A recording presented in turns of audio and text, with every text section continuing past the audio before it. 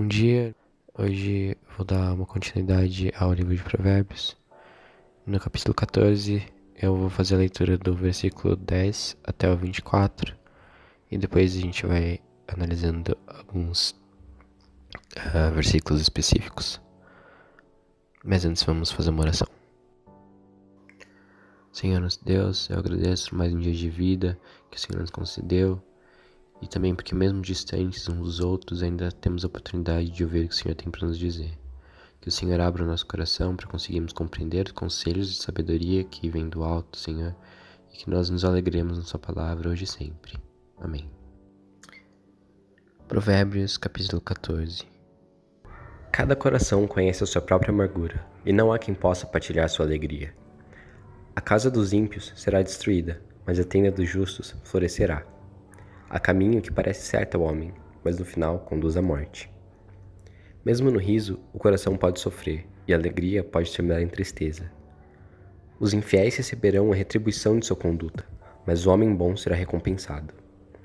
O inexperiente acredita em qualquer coisa, mas o homem prudente vê bem onde pisa.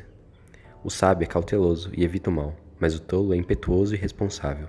Quem é irritadiço faz tolices, e o homem cheio de astúcias é odiado. Os inexperientes herdam a insensatez, mas o conhecimento é a coroa dos prudentes.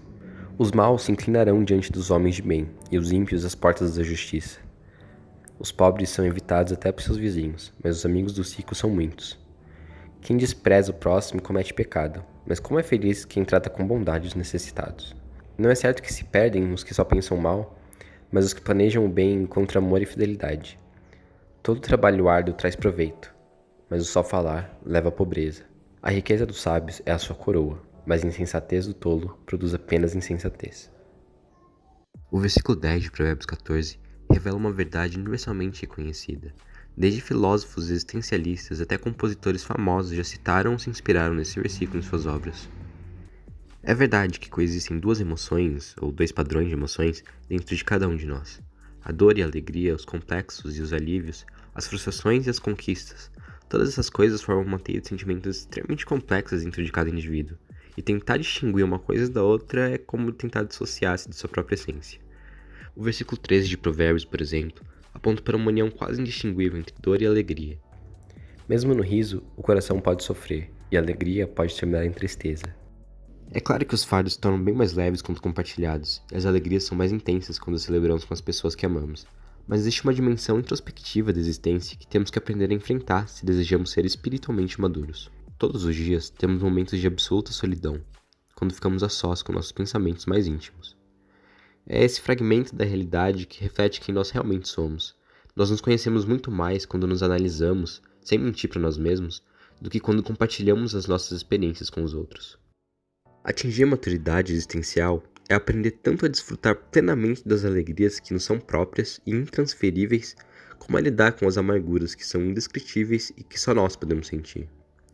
Essa maturidade tem implicações em nossa conduta, porque todas as nossas ações começam com a consciência, e sem ela nada tem valor. Se em nossa consciência nós não conseguimos agradecer a Deus por nossas alegrias, nós nos tornamos seres amargurados. E se não ponderarmos sobre nossa amargura, nos tornamos apáticos. E não existe maldade pior do que aquelas que surgem na apatia, quando nem a dor do nosso próprio pecado nos afeta mais. Por isso o apóstolo Paulo nos adverte não uma, mas duas vezes em seus escritos para que o exercício da autoanálise seja constante em nossa vida. A vida cristã deixa de ser puro moralismo e começa a fazer sentido somente quando parte de dentro para fora. Por isso, é necessário que cada indivíduo avalie suas próprias atitudes, e então saberá como orgulhar-se de si mesmo, sem viver se comparando com as outras pessoas. Há caminho que parece certo ao homem, mas no final conduz à morte. No filme A Sociedade dos Poetas Mortos, o professor John Keating, interpretado por Robin Williams, leva os alunos para um pátio e pede para que eles simplesmente deem uma volta.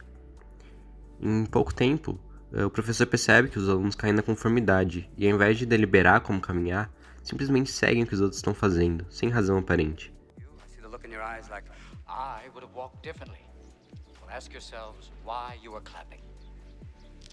O problema disso aplicado em nossa vida é que todos somos pecadores, e portanto nossas intuições, que sempre partem do coletivo para o individual, também são pecaminosas.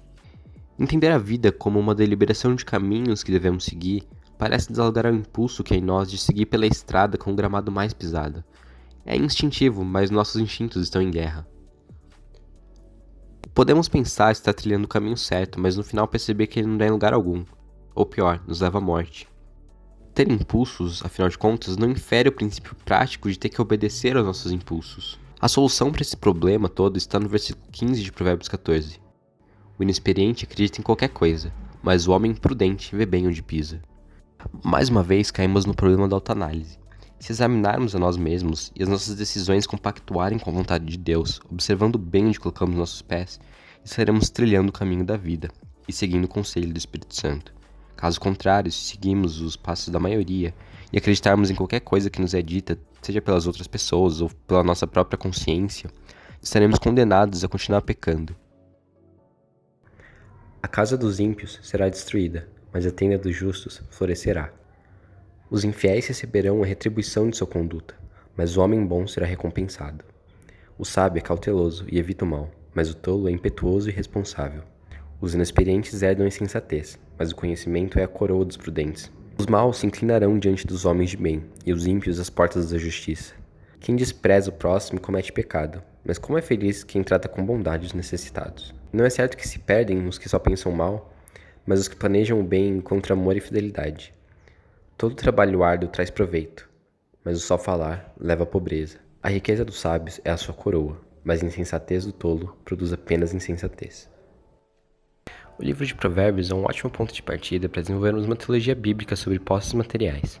As recompensas para os sábios e as consequências das ações dos tolos estabelecem um contraste essencial em todos os capítulos. E tudo bem, talvez você obtenha grandes recompensas na terra se for cheio de sabedoria e seguir os conselhos de Salomão. Mas se toda a sua preocupação ao ler o livro de Provérbios é o fim, ser recompensado, e não o meio, adquirir sabedoria, você é um grande insensato. Isso porque o próprio Salomão conclui no livro de Eclesiastes, ao fim de sua vida, que nem o rico nem o pobre serão lembrados para sempre. Nos dias futuros, ambos serão esquecidos. Quem ama o dinheiro jamais terá o suficiente. Quem ama as riquezas jamais ficará satisfeito com seus rendimentos. Quando Deus concede riquezas e bens a alguém e o capacita a desfrutá-los, a aceitar a sua sorte e a ser feliz em seu trabalho, isso é um presente de Deus. Mas é melhor contentar-se com o que os olhos veem do que sonhar com o que se deseja. De fato, todo trabalho árduo traz proveito. É uma consequência natural que toda ação esforçada e sábia gera um resultado gratificante. Mas por mais rico que seja um homem ímpio, toda riqueza que não é espiritual é passageira. O luxo não o fará feliz, e o seu destino final nesse mundo debaixo do sol é o mesmo dos homens mais pobres. No entanto, o ponto de divergência é o fato de que a vida é eterna, e nada se compara com a riqueza da glória que em nós, justos, há de ser revelada. Mesmo assim, Deus abençoa e prospera os justos, segundo sua vontade, para que ele compartilhe com o necessitado nessa vida. Mas em primeiro lugar, não foi nem para dar riqueza aos justos que Jesus veio ao mundo. Isso, na verdade, está muito longe de ser uma prioridade de Deus na vida do cristão. E a riqueza é até desestimulada em muitas passagens. Em segundo lugar, não pense que somente os ricos devem ajudar os outros.